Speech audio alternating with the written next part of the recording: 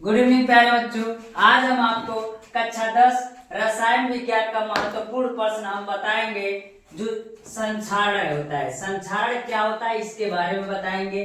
कह रहा है संक्षारण एक वैद्युत रासायनिक प्रक्रिया है, यानी रासायनिक प्रक्रिया है।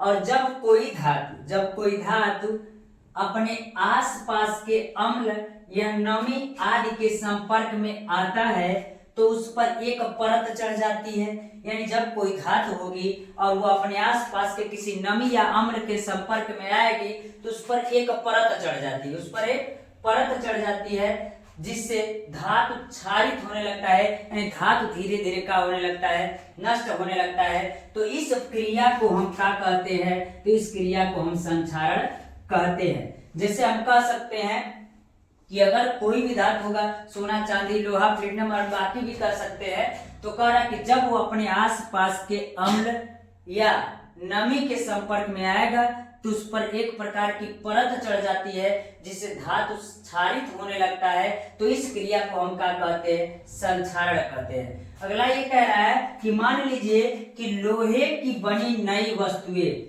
चमकीली होती है। लोहे की वस्तुएं जो बनी होती है वो कैसी होती है, चमकीली होती है। लेकिन अगर उसको कई दिन तक उसको अपन नमी या अम्ल के संपर्क में अगर उसको रख देंगे तो उस पर क्या होता है, संपर्क में आने से उस पर लाल भूरे रंग की एक परत चढ़ जाती है, जिसे हम क्या कहते हैं, जंग लगना कहते हैं। और उस स्थिति में जब उस लोहे के धातु पर अगर जंग लग जाती है तो लोहे का धातु जो रहता है यानी वह धीरे धीरे क्या होने लगता है, क्षारित होने लगता है और नष्ट हो जाता है। तो उस क्रिया को यानी जंग लगने की क्रिया को ही क्या कहते हैं, संक्षारण कहते हैं। और प्यारे बच्चों पता ही है कि रासायनिक प्रक्रिया है। क्यों रासायनिक प्रक्रिया, इसलिए कि हम कह सकते हैं कि मान लीजिए अगर जंग लगेगा तो फिर से उसको लोहा बनाया नहीं जा सकता है, वह नष्ट हो जाता है। तो आपको पता है कि रासायनिक प्रक्रिया होगा और उसमें जब जंग लगता है तो धातु धीरे धीरे क्या हो जाती है, नष्ट हो जाती है। तो हम कह सकते हैं लोहे की बनी वस्तु नई चमकीली होती है, लेकिन अम्ल और नमी के संपर्क में आने के बाद उस पर एक लाल भूरे रंग की परत चढ़ जाती है, जिसे जंग लगना कहते हैं। इस पूरे प्रक्रिया को हम क्या कहते हैं, संक्षारण कहते हैं। कह रहा है मान लीजिए किसी आयरन को ऑक्सीजन की उपस्थिति में और जल की उपस्थिति में अगर रखेंगे तो उस पर जंग लग जाती है, जिसे हम क्या कहते हैं, जंग लगना कहते हैं। इस समीकरण को भी लिख दीजिए, आपके लिए बहुत इंपॉर्टेंट टॉपिक है। और कह रहा है इसको बचाना है तो कैसे बचाया जा सकता है।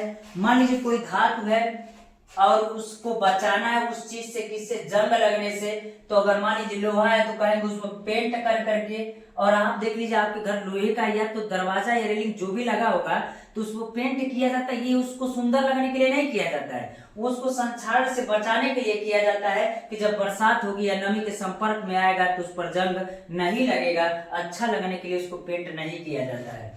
तो कह रहा है पेंट करके उसको बचाया जा सकता है, यानी संक्षारण को पेंट करके क्या किया जा सकता है, बचाया जा सकता है। दूसरा कह रहा है कि तेल या ग्रीस लगा करके, माने कोई दरवाजा खींचने वाला रहता है, बंद करने वाला रहता है, तो जब नमी के संपर्क में आप बार बार बंद करेंगे उसको खोलेंगे तो उसमें क्या होगा, धीरे धीरे क्या होगा, जंग पकड़ेगा और धीरे धीरे नष्ट हो जाएगा। इसलिए उसमें तेल या ग्रीस लगा देते हैं, जिससे आसानी से खुलता है, बंद होता है।